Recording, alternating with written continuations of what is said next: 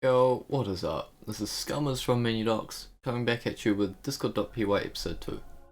Now, right before we dive into the code, there's just a couple of things I want to address. First, I want to talk about some prerequisites in my opinion that you should know before attempting to build your own bot, or at least branching out and moving away from just tutorial code itself. So I've just got a bit of a list going here of things I think you should know. And so we'll start at the top. I think you should know primitive data types like strings, integers, how to change between them, how to convert them, those type of things. Dictionaries as well, they're quite useful. Just key value storage type of things. Some simple operators, data structures, importing like modules and things, packages, variables, namespaces, scopes for when you're defining things inside of functions, outside of functions, trying to use global variables and stuff like that. Some object-oriented programming, how things work in general, control flow like while statements, if, else, or exception handling like try and then accept exception is error, or accept async.io dot timeout, and how to handle those things, and then finally continue with that type of thing. In terms of functions, how to define them, argument ordering, how to have default arguments, default values for functions, args, coargs, just that type of basic function things. It'll save you a lot of headaches when things aren't put through, like missing positional arguments and things. And then also things like classes, objects, attributes, methods, how to have some basic just console usage and interpreters and environments, pip environments, that type of thing. Also just command decorators and things, as well as async.io basics, because Discord.py is an asynchronous library. So knowing how to use await, async def, async with, that type of thing for like async def functions to stop blocking code, async with, AOHTTP as client session, that type of thing for web requests. And also just know what blocking is. Like blocking code on an asynchronous library for Discord.py. Say you make a web request with requests. If the response takes longer than about 10-15 seconds, your bot's dead. Your bot's going to go offline because it's an asynchronous bot and requests is not asynchronous. That's going to block the code and it's just going to die on you. Also, you should know some simple string formatting, whether that's string.format, formatted literal strings, which is my personal recommendation from Python 3.6 and above, as well as implicit and explicit string concatenation. Some basic logging skills as well are quite useful, as well as knowing how to actually read the documentation properly. Discord.py documentation is not the most user friendly, but hey, it's what we've got. It does go in depth if you know what you're looking for, and knowing how to read it is a real good bonus. So, now that we've got that out of the way, let's pop over to the code and have a chat about what's changed. So, quite simply, we're still importing all our same things from before, setting our current working directory. And then the first change comes on line 15, where we're setting something called the owner ID. Now, the reason we do this is because when you created your bot in the Discord Developer Applications portal, last episode, you set it to your Discord account.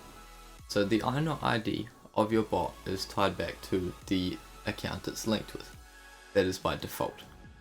If I per se just go like this, comment that out, the owner ID for this bot will be fetched from the application rather than from here. Now, Discord.py MenuDocs bot is owned by Connor, I believe, not me. So any commands that I decorate with a check, as I'll show you later on the video, will fail for me, even though I'm the one running the code, which is why I'm doing owner ID equals my ID. This way it's bypassing the application owner ID per se, and using the one provided. Quite useful for applications such as this where I don't actually own the bot, but I am acting as if I am the owner. Then moving on, we've got our onReady command and hi command, which is the same. But then you'll notice we've got some stats command and a logout command and some errors. Now the stats command is quite simply just a useful command that displays some bot statistics.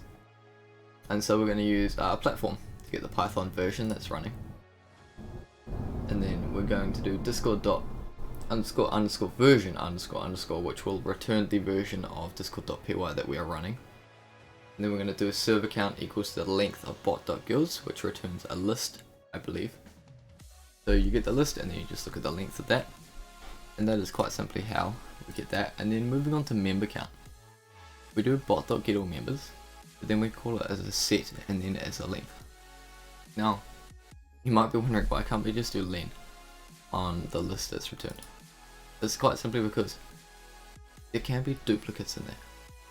Now, by using set, it removes the duplicates, and it returns a generator rather than a list, and it can be changed into a set which removes duplicates from it, and then we can get the length of that set so that we get a true count of how many members our bot can see.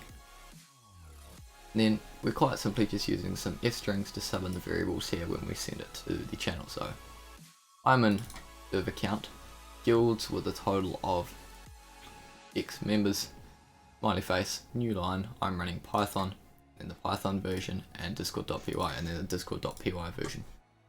Quite simple. And then moving on down here, we've got the logout command with a couple of aliases called disconnect, close, and stop bot, which you should know from the last episode where I showcased what the aliases do and how to use them. And then you'll notice that we've got another decorator here at commands.is_owner. Now the way this works is, whenever you run the command, so you go -logout, this will be run. And the at commands.is_owner check is quite a simple check. It either checks against this ID here, if it's provided, or it checks against the owner ID under the application. And then if you're the owner of the bot, this runs. If you do not own the bot, there will be an error thrown by the command, and then you can handle that error as I've shown here. Quite simply, what this does is it checks if you own the bot or not. If you own the bot, it'll send a message saying, hey, mention you, I'm now logging out, and then wave to you, and then await bot.logout is how we're going to close our connection to Discord. Now, it's not an instantaneous thing, you'll notice you're still online and things, but it does log us out of Discord, does close the bot. And then you'll notice beneath that we've got something called @logout.error. Now logout is our function as we've defined it for the logout command. Now logout.error passes in the CTX or context as well as an error, and that's what it passes in. And so essentially, whenever the logout command has an error, this function will be tripped. We can then use Python's isInstance object here to check against the error, which is the one passed in. And then commands does have a lot of these check functions, missing required argument, etc, as I'll build on next episode in the global error handler. And that you can simply just go through the list of these, and if error is this, then you know what the error is, so you can handle it. So check failure means that this one here has failed.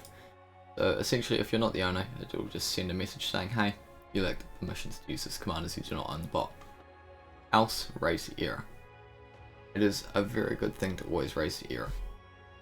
Say I get rid of that line. What's that going to do, you might say?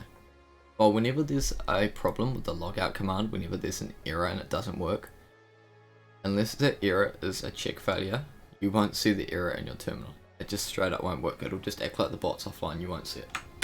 So you always want to raise the error, because the moment you have error handling in place in your code, you will have to manually raise the errors. They won't be automatically raised for that command.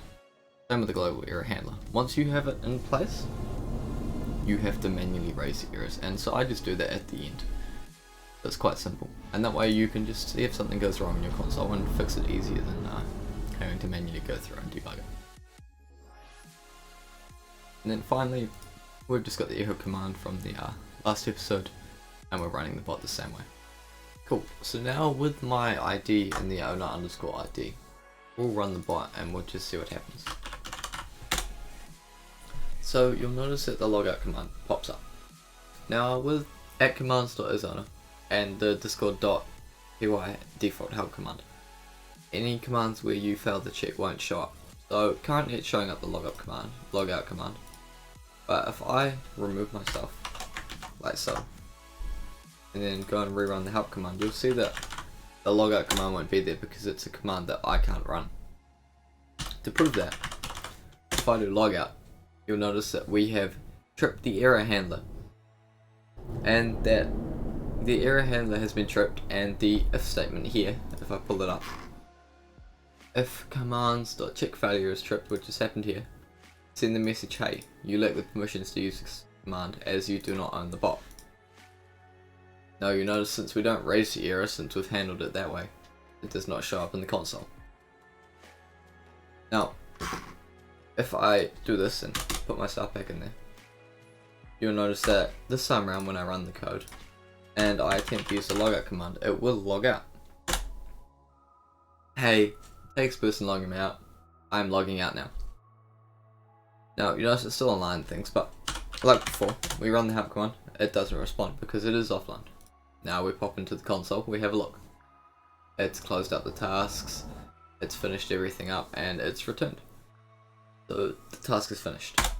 And that's quite simply how the logout command works, and is a simple way to build error handlers locally for commands.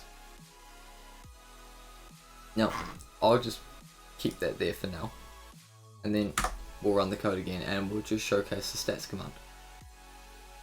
So if I do stats, you'll notice that it says, so I'm in one guild with a total of 23 members.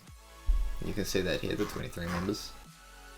And I'm running Python 3.8.1 and Discord.py 1.3.1. So as you can see here, it's gotten all these values successfully, put them into here and sent the message. And as you can see in the logout command, we've also got our aliases set up. And like last episode, you can simply just use those aliases to run the same command. Now we also just want to point out something here, and that using a command error handler for every command per command is not recommended for simplification purposes. As I will showcase in the next episode, we can just have a global command error handler which will simplify our code, simplify everything, reduce the amount of lines we have to have, amount of repeated lines especially, and it just makes everything a lot cleaner in general. However, for now, this should suit your needs perfectly well, and until next time, get coding, use command checks, have a look at the documentation for anything you want to know, whether it is instance and commands. Whatever you want, and if you need any help, jump in the right Discord channels in the MenuDocs Discord, and until then, next time, Scarmers from MenuDocs signing off.